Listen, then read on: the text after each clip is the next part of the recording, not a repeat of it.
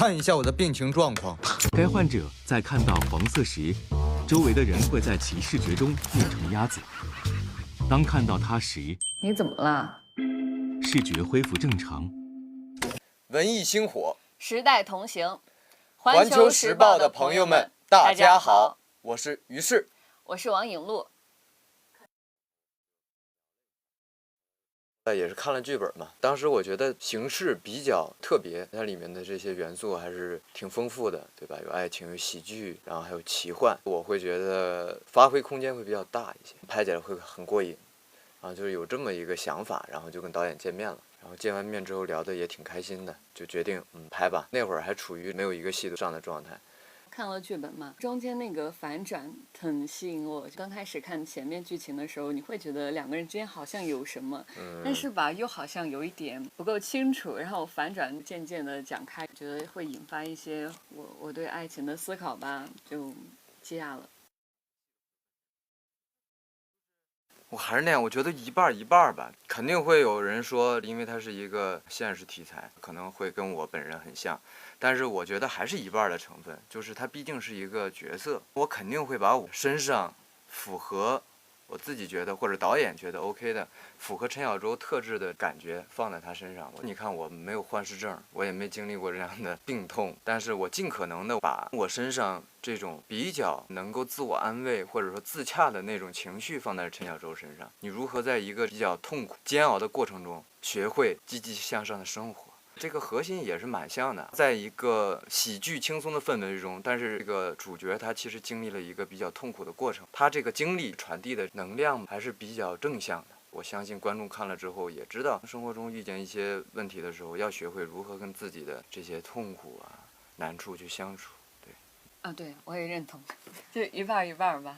比如说，这个世界对于我跟佳楠来说都不是那么的像个游戏场之类的，那么的让我放松，但逐渐在学会适应这个世界。不过吧，我觉得相对来说，我会觉得这个世界美好多一些。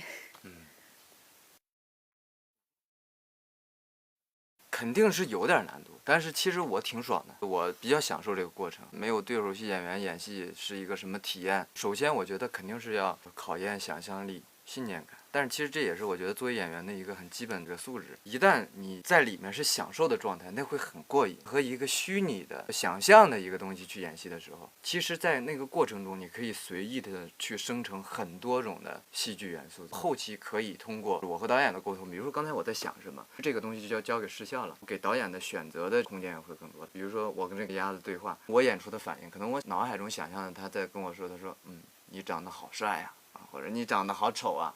或者是你今天这身衣服非常的难看，其实是可以你随意的去发挥你的想象，这个其实空间很大的，你是可以通过表演的过程中随意生成的，这个很有趣儿。我觉得这个可能比较适合前期的佳楠。刚见到佳楠的时候，可能会有共鸣吧，就是觉得这个人可能比较冷漠啊，不怎么说话，不怎么跟人打交道。然后你要是相处多了、熟悉了，你会觉得他可能是加了拿铁的美食，就会柔和一些。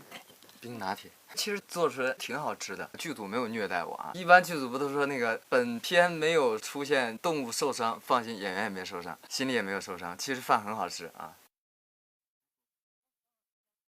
我是前几天看的，看完吧，我当时就觉得特别幸福。可能我太带入佳楠自己了，我就觉得两个人经历了一些事情，最后还能够失而复得，破镜重圆，就觉得，真好。是挺好。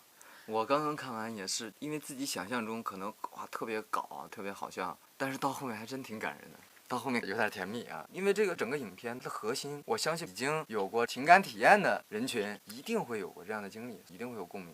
而且戏中就是佳楠那段独白，特别好，把两个人形容成石头啊，就这种情感关系，其实我相信在每个人身上都经历过，所以还是挺带入的。我觉得冯佳楠是一个很独立、有主见的女孩。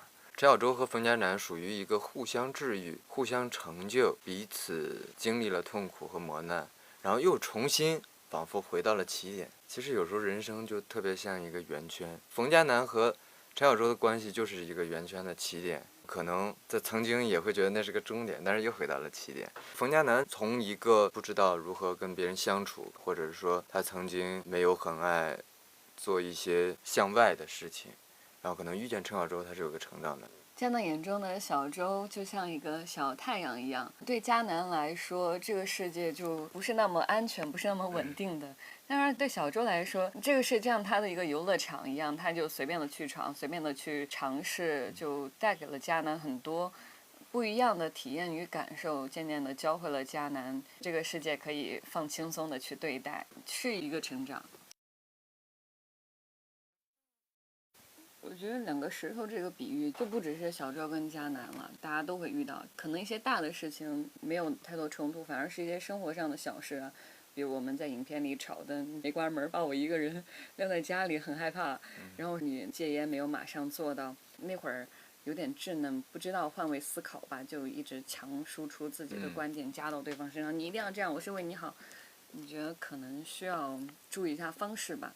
我觉得这就是一个从稚嫩到成熟的一个过程。小舟可能比较特殊啊，如果带入小舟，在这个整个影片中，小舟他是属于一个失忆的状态，我觉得还是相对比较幸福。真正痛苦的是迦南。我们到闪回的时候也有很多的争吵。其实你会发现在情感关系中，真正会产生大量累积这种怨气的，其实都是特别小的事情。到最后能不能决定两个人真正在一块儿，我觉得还是包容。两个石头不能在一块儿，但是如果一个人是水，可能会更好一些。我觉得到后面的时候，可能两个人都愿意接受自己会变成那个水，这个是我觉得能够决定一段情感关系能够走长的一个很重要的原因。